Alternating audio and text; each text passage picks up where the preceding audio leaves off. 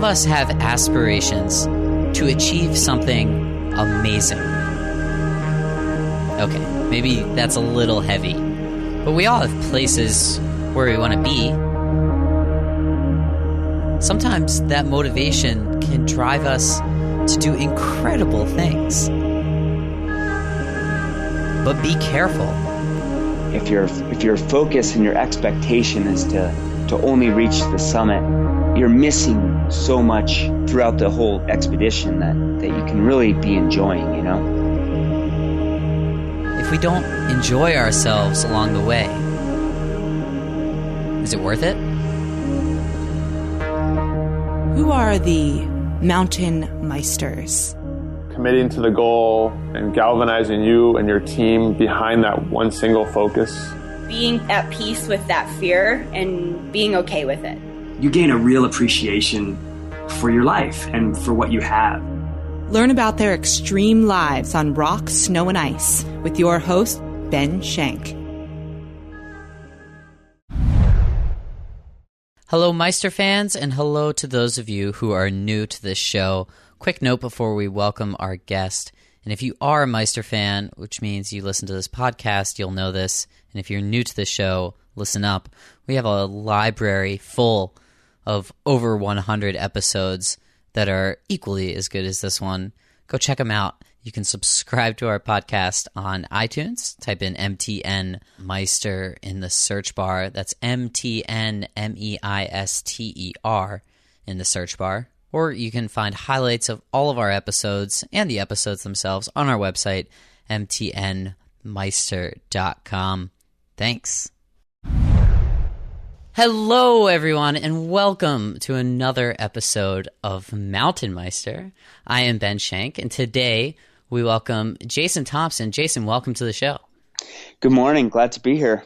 For the listeners who don't know Jason, he is a professional adventure photographer with industry-leading media clients and brands, including Patagonia, North Face, Alpinist, National Geographic, NPR, and now MountainMeister if he chooses to let us use one of his incredible photos.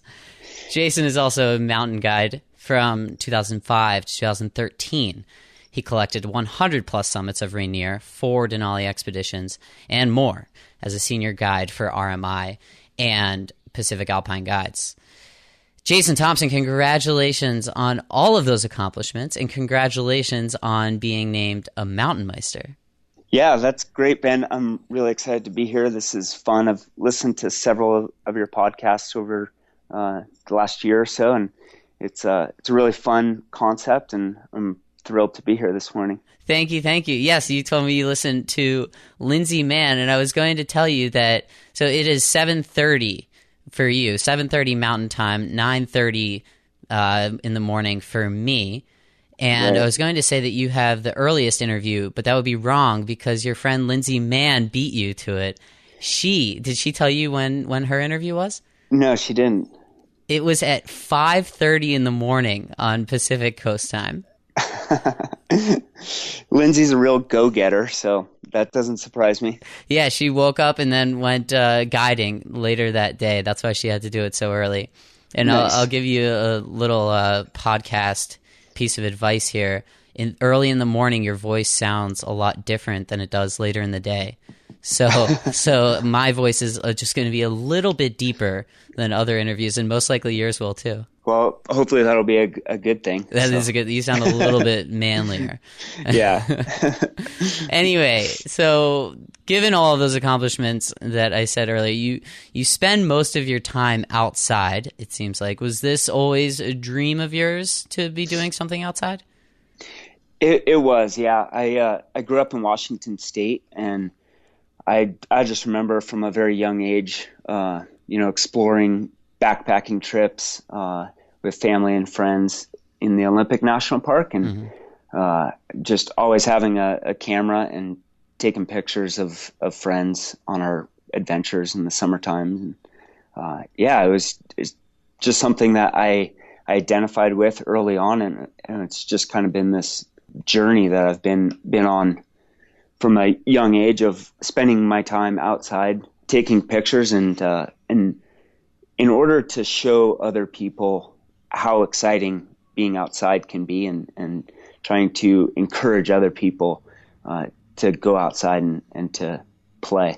When you choose a major in college, you went to college, right? I did. Yep. What was your major in college?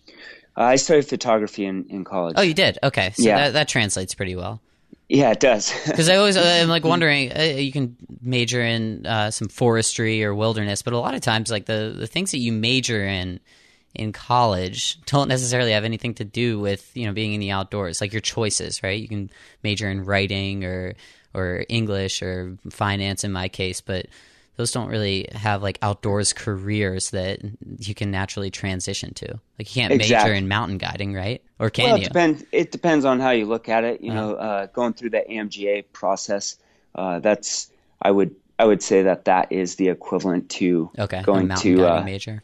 Yeah, going to guiding school. Mm-hmm. But yeah, I did take a lot of science classes as well. I looked into going to PA school, but in the end, I just kind of decided to follow what I wanted to do the most, and that was photography.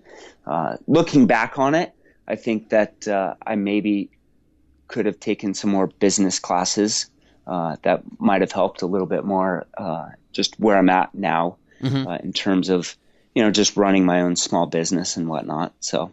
Yeah, and another thing that we talked about in a previous episode with a Knowles instructor, Jamie O'Donnell, that's episode number 108, we talked about how managing people as a mountain guide, or in his case as it being an instructor, is crucial. Like you need to be able to understand how people get along in an extreme environment. Right. I think guiding for me, is something that I just kind of got into because I did want to be outside. I did want to spend time in the mountains. And, like I said, with photography, I really enjoy showing people how exciting spending time in the mountains can be. And I do really enjoy teaching as well. And so I think that is what got me into guiding, bringing people into the mountains and kind of teaching them how fun climbing and skiing can be. But I was very surprised just at how many different life lessons that I was able to learn through guiding. You mentioned just managing people, and that is a very, very big part of guiding, is managing people, managing terrain, obviously, but managing expectations too. Yeah. So it was very cool how many life lessons I've learned through guiding that I necessarily wasn't aware that I was going to be learning when I went into guiding in the beginning. Was there like a specific time or on one of these numerous expeditions that you've done where like the more difficult part of the expedition was the people component versus the conditions in the mountain? I would say for the most part, no. People are, at least for me, I'm sure other guides have different experiences, but I was fortunate with a lot of really wonderful folks to work with in the mountains. But there are a couple exceptions along the way that I can think of, and I remember one of my first trips on Denali. We had a one individual that was just really gung ho on going to the summit no matter what, and guiding requires really good open lines of communication between the climbers and the guides, and you kind of check in on a daily basis, like how you feeling, move with different altitude and whatnot. And this person was, like I said, just gung ho on making it to the summit, and she was just not being totally honest with myself and the other guide I was working with. And eventually she kind of came down with some facial edema, and it was unfortunate because it was a very preventative situation, and we could have adjusted our schedule to kind of meet her needs, but in the end, she felt like she didn't want to disrupt the group flow, and so that that in turn ended her trip early on that expedition.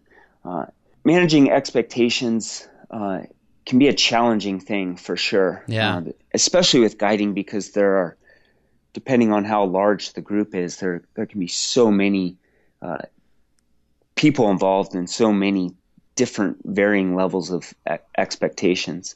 Yeah, really interesting. So at first, when you think about what that person did, you say like, come on, you got to be honest with your group, blah, blah, blah. But then if you really put yourself into their shoes, it's tough. Like, you don't want to be that person to hold the group back, right? And I think just like the beauty of all of this, when you're put into an extreme environment, like, yes, there are so many parallels, like you said, like how, like in this case, how honesty is so important. So there are all these parallels, but then the repercussions are so much more severe. That's what I think one of the many things that's so unique about this. Yeah, exactly. It's everything kind of has an effect down the road, and sometimes the effects can be quite massive. So you mentioned managing expectations there, and that's something that I really want to talk about. I just recently wrote a little piece in our newsletter about expectations and how when humans get their expectations beat, when something beats our expectations, we're happy. And when we miss our maybe high expectations, we are sad, even though maybe the same thing actually happens. So again, so many parallels to mountain guiding, how you, Jason, set your expectations as a mountain guide, how you set other people's expectations, or in your photography, how you set your expectations as a photographer, or how you set your clients' expectations or the subjects of the photos. So I want to talk about all of this stuff, which I think is so cool. So let's start off with the guiding, because that's what we were talking about. Then we'll move to the photography, because that's been the focus as of late. So when you are on the mountain, do you have strategies to manage your clients' expectations?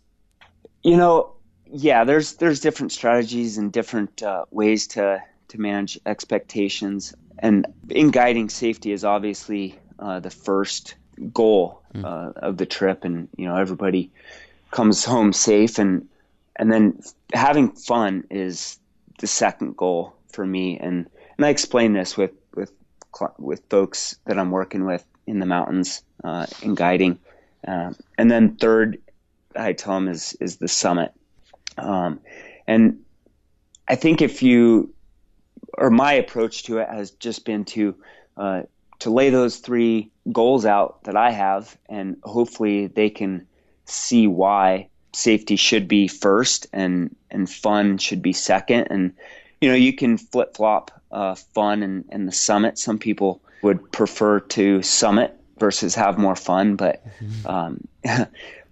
for me, as long as we're in the mountains, they're intended for us to have a good time. And I think we can set ourselves up to have a good time in the mountains and to really enjoy the whole journey and process of being in the mountains.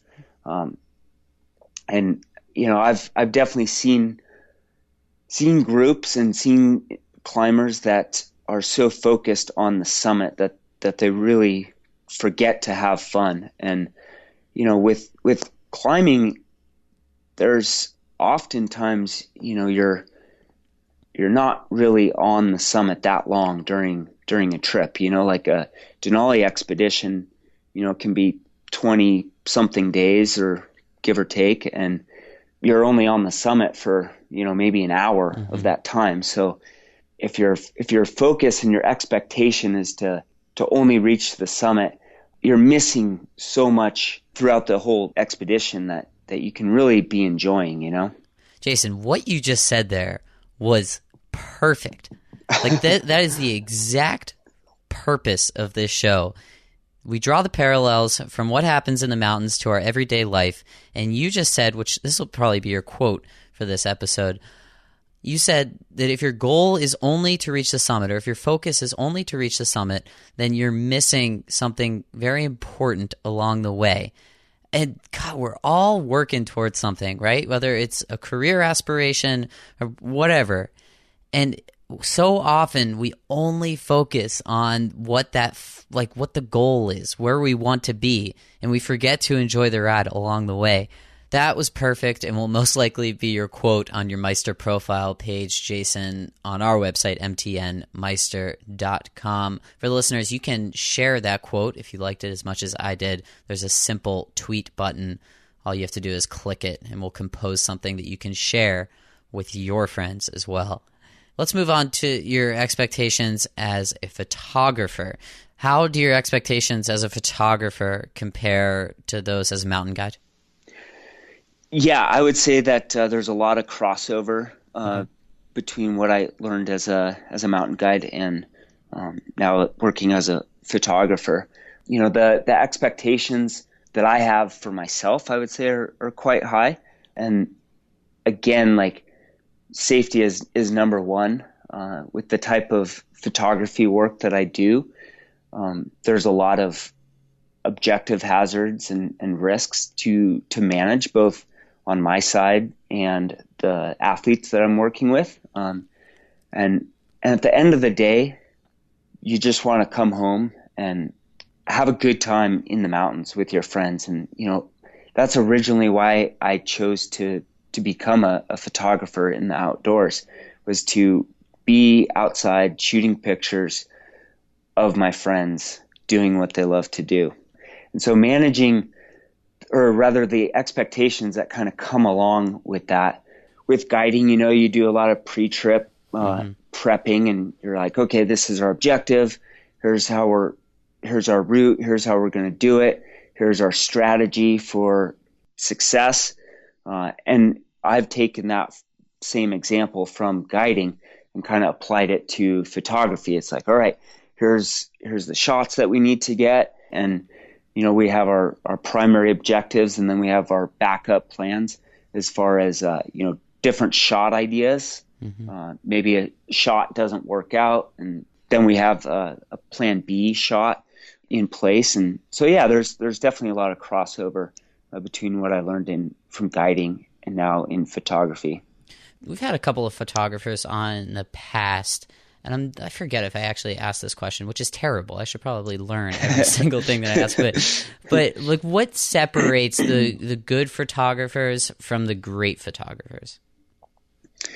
Man, that is a really good question. I think I'm still trying to figure that out, you know. What I've learned so far is you have to have fun. And I think you can see it in photographers' work. At least for me, like looking at different photographers' work, I can kind of see, like, I can feel like when photographers and athletes are having fun together in the mountains.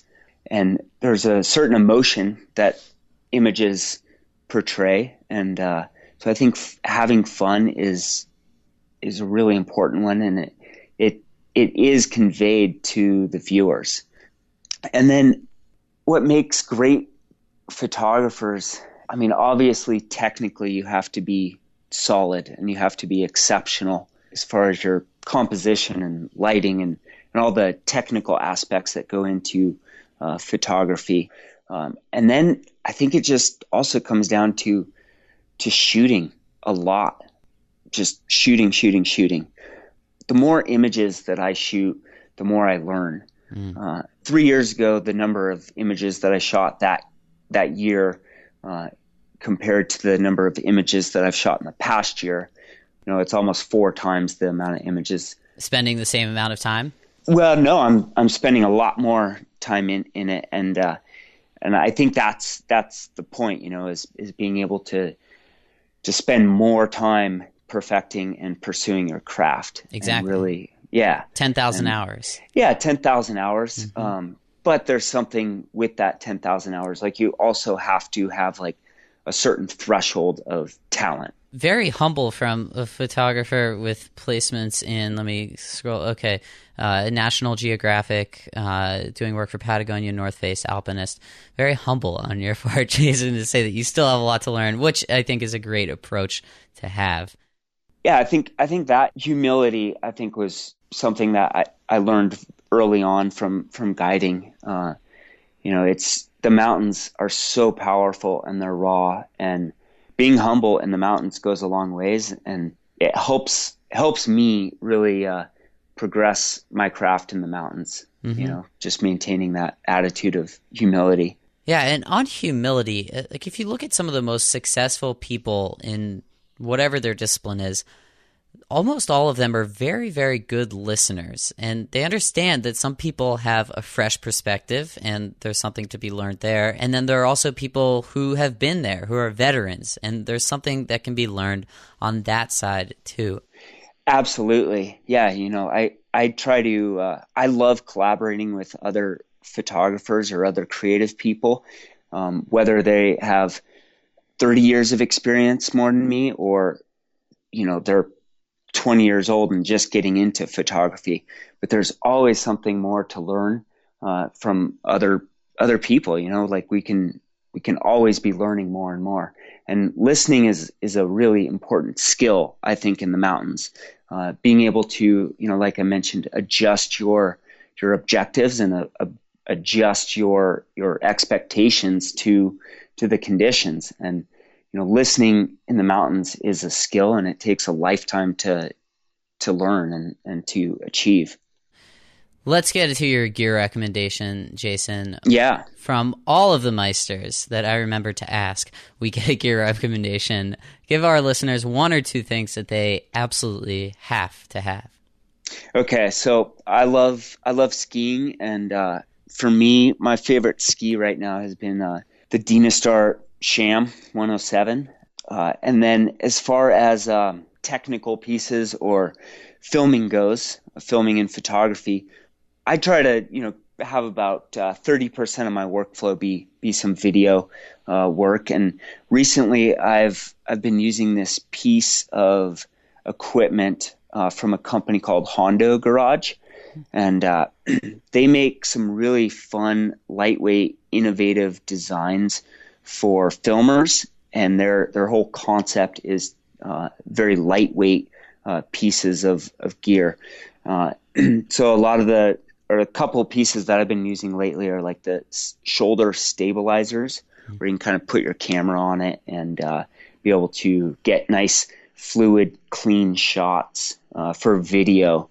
And it's really, like I said, it's really light and compact, and it's really good for what I do in the outdoors, where weight matters a lot. I can fold this unit up, and it's lightweight, and it's great.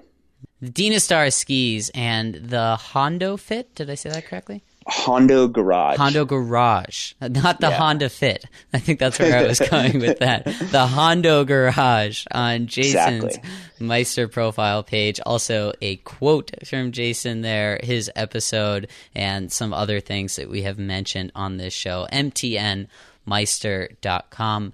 To wrap up, Jason, this is a question that we're asking to all future Mountain Meisters, courtesy of Casey Green from a couple of episodes ago. We want to know who you want to see as the future Meister. The future Meister. The next Meister on Mountain Meister. Who's it going to be? I would say my good friend, Forrest Coots.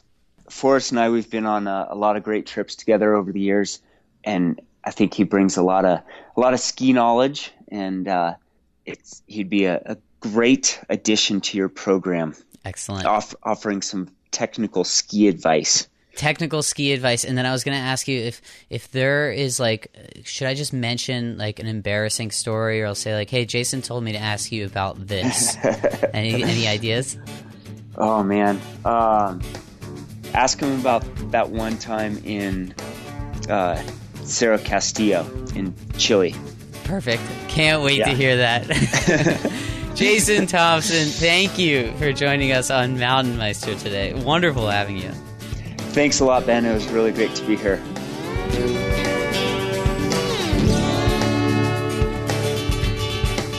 That was Jason Thompson, adventure photographer, mountain guide, just all around cool guy. If you think I'm as cool as Jason and you want to let me know. Shoot me an email, ben@mtnmeister.com. Or if you like the show, you don't like the show, I need to know. Let me know. What? I'll probably edit that out. But if not, thank you for listening to MTNmeister. Because of your feedback, exciting things are coming in the future.